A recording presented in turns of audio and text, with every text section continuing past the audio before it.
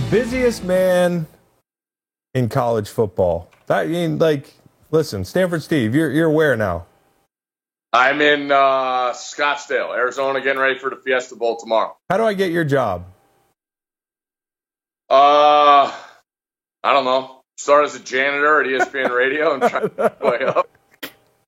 Well, it's fucking turned out pretty awesome. Every time I talk to you, you're somewhere awesome. You're always in a hotel room, and the fire alarm just went off. I had a good view today, but it was too bright. Oh, okay. Too bright in Arizona, which most people on the Eastern Seaboard, actually the weather's really nice here now, but we don't want to hear you complaining about how nice it is. About me. Week 17 in the NFL on the Greenlight Gambling Show, powered by BetAmerica, who provide us with all of our lines. And make sure you go to betamerica.com, download the BetAmerica app. You can check out my game picks if you are so inclined.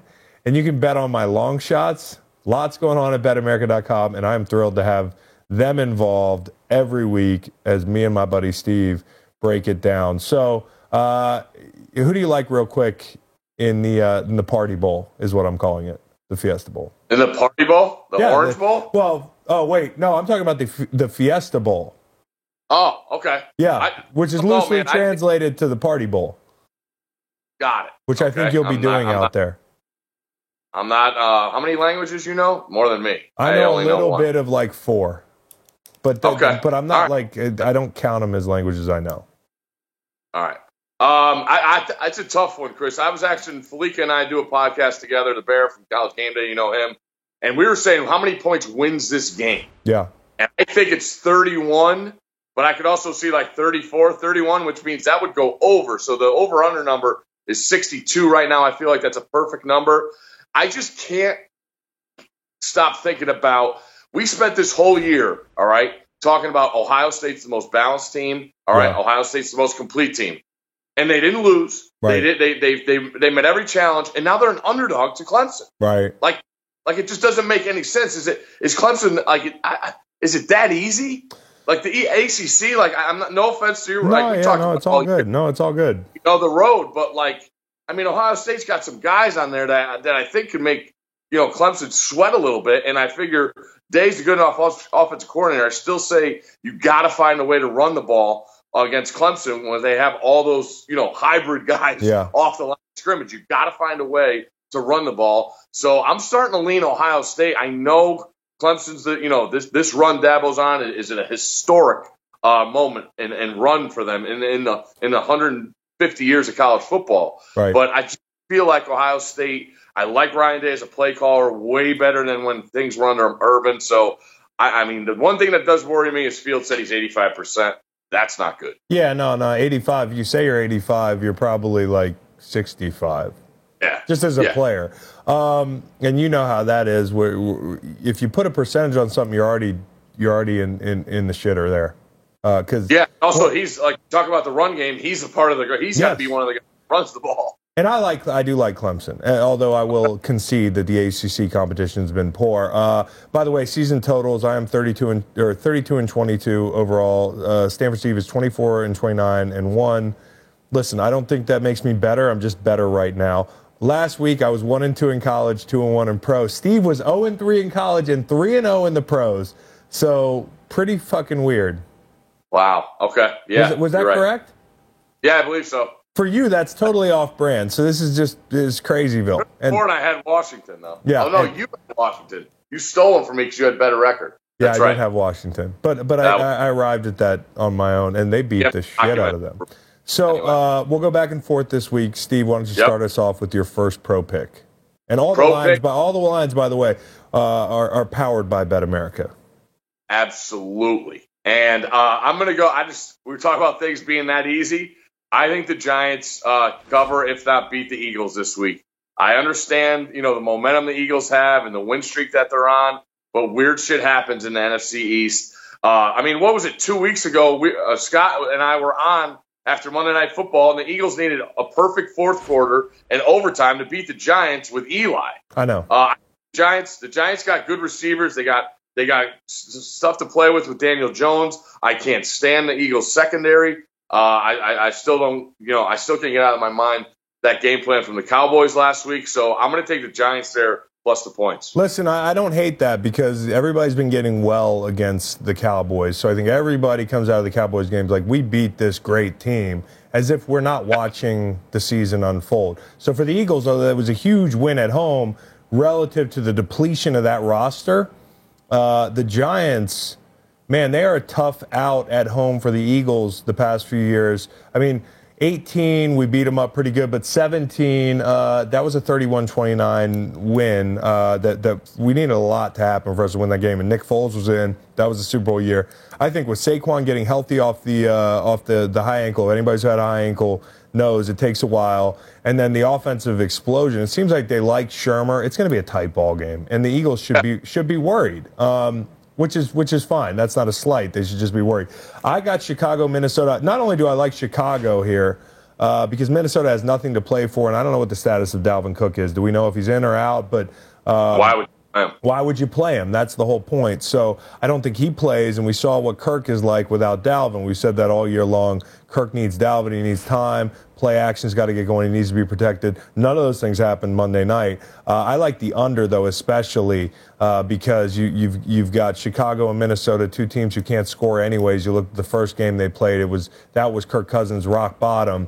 I think you have another rough day on both sides of it, and I think the under's just under 40 right now, and I like that to hit. Okay. All right. Kind of not hard to lean that way with those quarterbacks. Right. No offense. Yeah. I'm going to ride the Colts. They're playing hard. You mentioned the coach who's playing hard. You know, they played hard for Shermer in New York. I'm going to go with the Colts because Reich has that team ready. I mentioned last week they were my favorite pick of the NFL season against at home last week against, help me out here. They played the Panthers last week and beat the shit out of them. And you were absolutely right. But for you to track this game, you'd actually have to watch it, and I'm not doing that. So I'm taking Colts minus the points against Jacksonville. Okay, cool. My second game is I like the over in the Denver-Oakland game. It's not that high. I don't know what the weather's like in Denver, but you've got Oakland who is still conceivably in it. I think it can happen. Oh, yeah. It's not far-fetched. All the hard stat had to happen last week. Yeah. No, I don't see it happening. It could happen. Oakland, I think they win. I think the over hits. I like Drew Lock. I think Derek Carr, who hasn't had a 300-yard passing game all year, I don't think, is playing for his professional life a little bit, and how quickly that happened in this honeymoon stage with Gruden here. It's been a short time, but he's already playing for his job. So I like him to come out and have a big day, and I like not such a low-scoring game. Give me the over. Okay.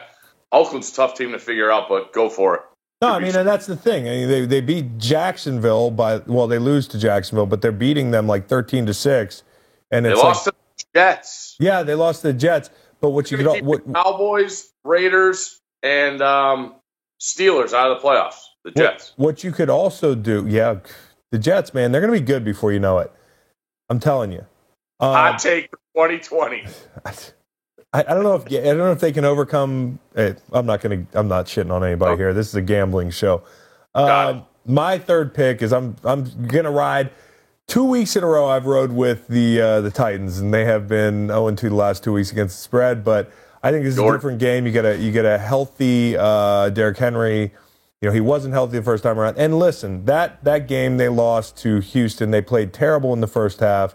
They played well in the first half against the Saints, and then didn't have Derrick Henry to ice that lead. So this is the game they put it all together. They're playing for their playoff lives.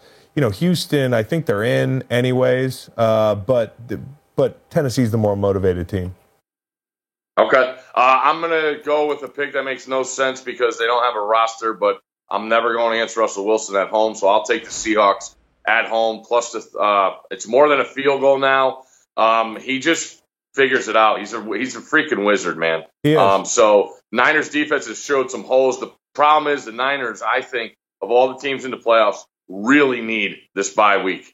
So they're going to be playing their asses off, obviously. The classic game they played on that Monday night a couple weeks ago where Russell pulled one out. It should end in a tie.